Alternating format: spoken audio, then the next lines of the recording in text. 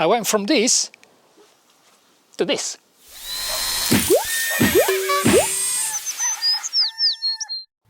This is going to be a bit of an unusual build video just because this pod has already been in my garden for approximately 3 years and I am going to strip it down completely and giving it a new spark of life. But I'm really attached to it because without this pod the barn wouldn't exist, and that's because my good friends at Boano Prismontas designed this as a prototype for a garden pod and gave it to me when they didn't need it anymore, and when they came to install it then they saw my garage and say, why don't you make it into something wonderful?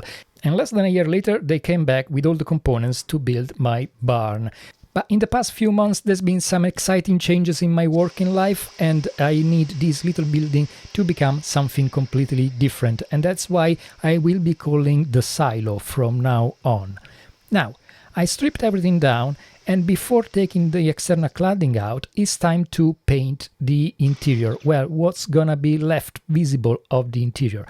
Problem is, I only used this sprayer once, months and months ago, and I forgot completely how to use it, so I had to Google a little bit, and eventually I got it running. I really don't know how people manage to use these sprayers for furniture. I get the paint running all the time. I never mastered the thinning ratio, I suppose, but it's good enough for the job, so let's call it a day.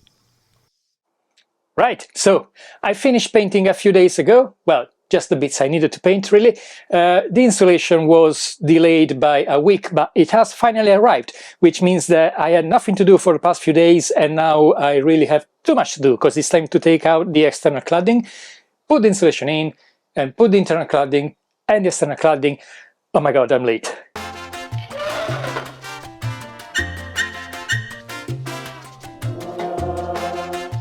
Right, with the external panels out of the way, is now time to install the internal insulation, which is easy enough on the flat walls because I only had to cut the panels to size and kick them, pat them in position. I chose EPS panel or polystyrene, I think it's said, because it's a lot cheaper than PIR and I don't need a lot of efficiency in this pod since I'm not gonna spend a lot of time in it, so I don't even need a moisture barrier. More complicated was the corners because it was on the outside and because it was on a curve, and from my model making time I remember that what you do is measure the arc and add a third of the thickness of the material. Now, I don't know if that's gonna work on a curve cut panel, but it's worth a try. And let me tell you, cutting all this curve was not fun at all. I used an online calculator to know how much I had to leave in between every cuts, and for every movement of the fence I had to make 2 cuts for each panel, and I had 4 corners of course, so that was a lot of cuts. I mean, it probably took me around 2 hours, but it felt like 2 days, and the amount of mess that it left all over my workshop took me days to clean up, and I still have some, I'm pretty sure. Not to mention, my cheap extractor filled up quite badly, and I only found out a few days later when the top bag was just as full as the bottom one. And by that I mean the canvas bag on top, which is not meant to be full at all. But anyway, I went through this whole ordeal, and as you can see, it bends beautifully. So I am ready to put it in place and to find out that my calculation was completely wrong because there was a big gap on the side. But I have offcuts and I'm not afraid of using them, so I'm not gonna let that stop me, and I'm just gonna spread some adhesive on the back panel and put the insulation in place. I'm gonna use some clamps to hold it in position while it takes a bit of a grip, but it doesn't really take long, it's only a matter of few minutes, and by the time I finished all 4 corners, then the front ones are completely sealed.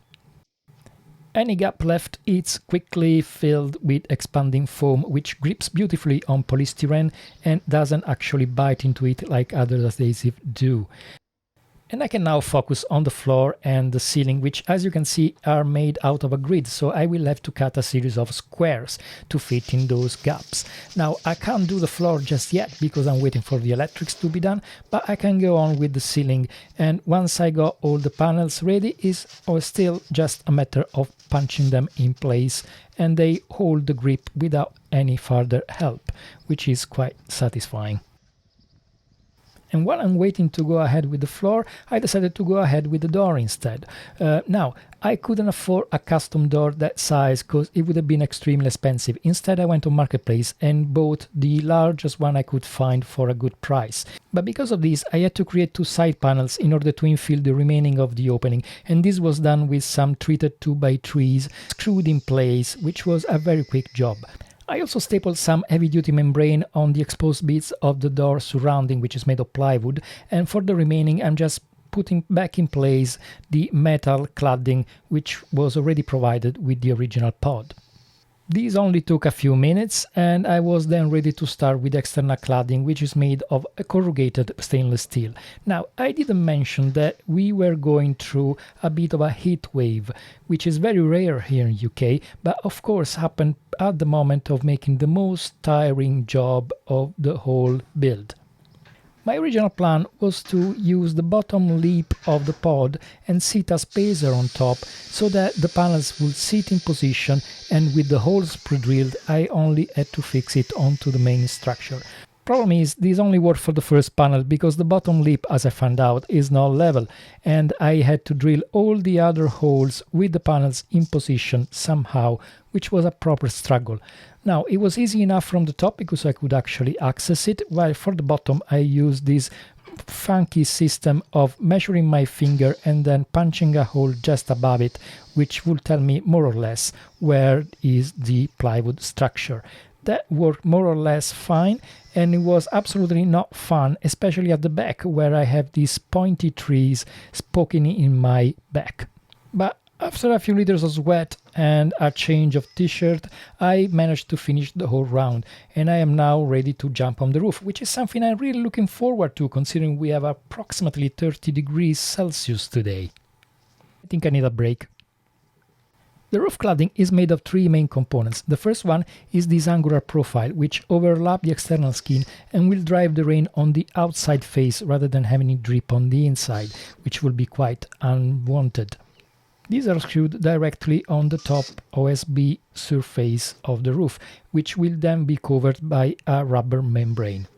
The second element is the rubber membrane, which folds on top of these components, and the final one is some metal strip, which will clamp the membrane all along the profile. So it's time to insulate the floor, and I had to think carefully about this one. Thing is, hello?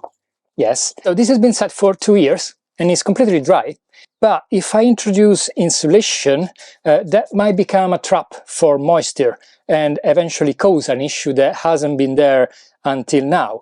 Problem is, I cannot lay a damp-proof membrane under the whole floor because it's sitting on these pads and I cannot remove those, and my only option at this point will be to lay it on top, but that might still cause moisture to get trapped on top of these little flanges.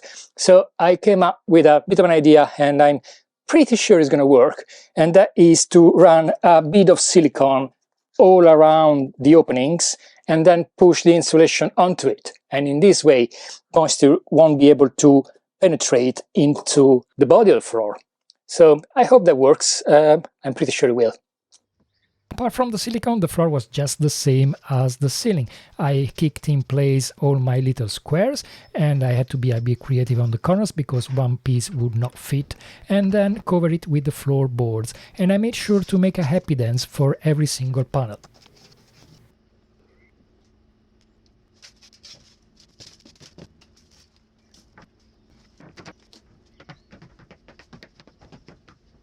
And as I'm getting close to be able to clad the internal walls, I decided to use the last floorboard as a template to cut the cladding for the ceiling, which is just the same.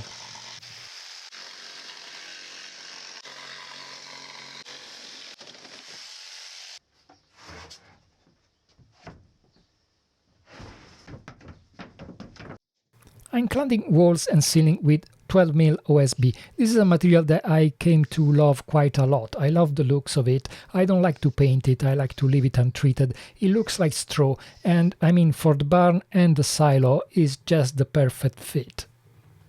Since I enjoy jumping from one bit to another for no reason whatsoever, I decided to finish the door before finishing the internal walls and ceiling.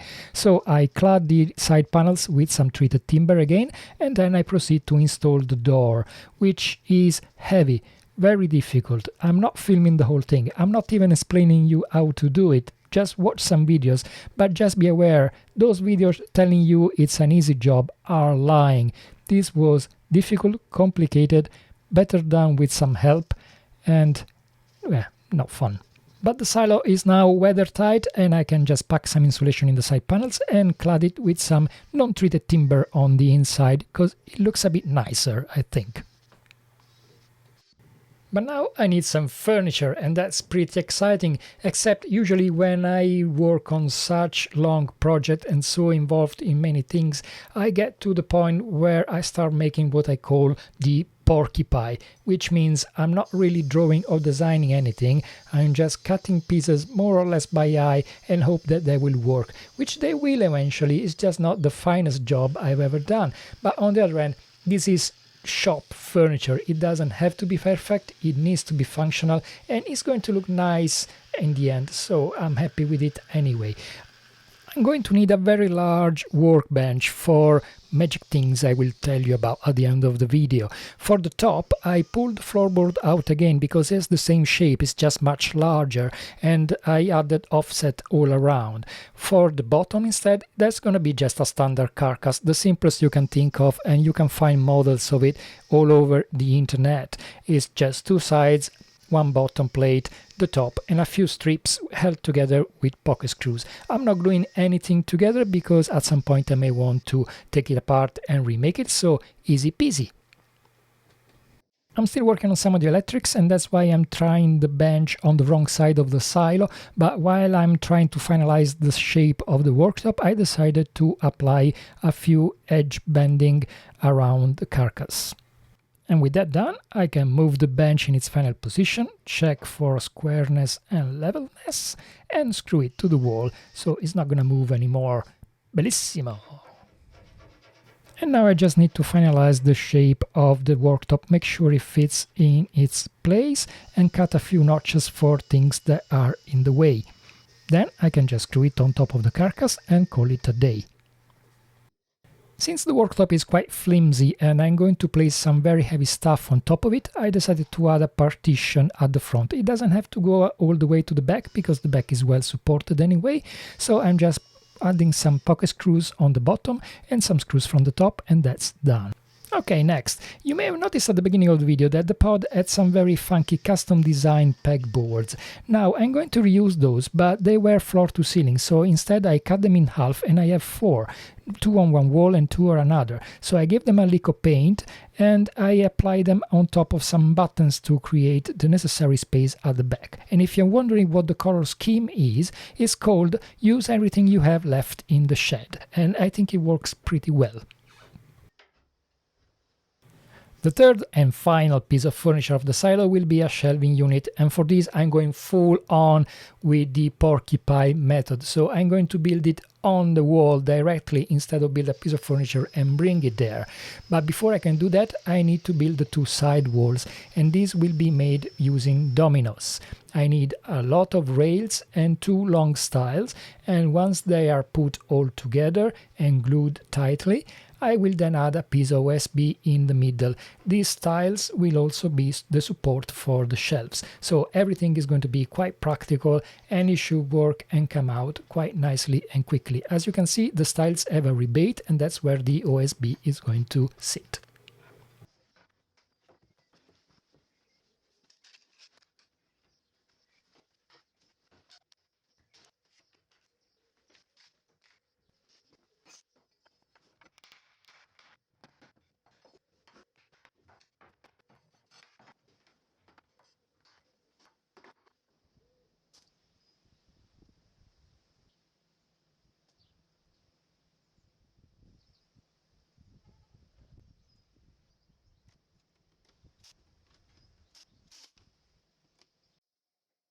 I also prepared a few components to go in between the two side walls. These are applied with pocket screws as well, and they will be fixed onto the wall so the whole thing won't fall over and kill me.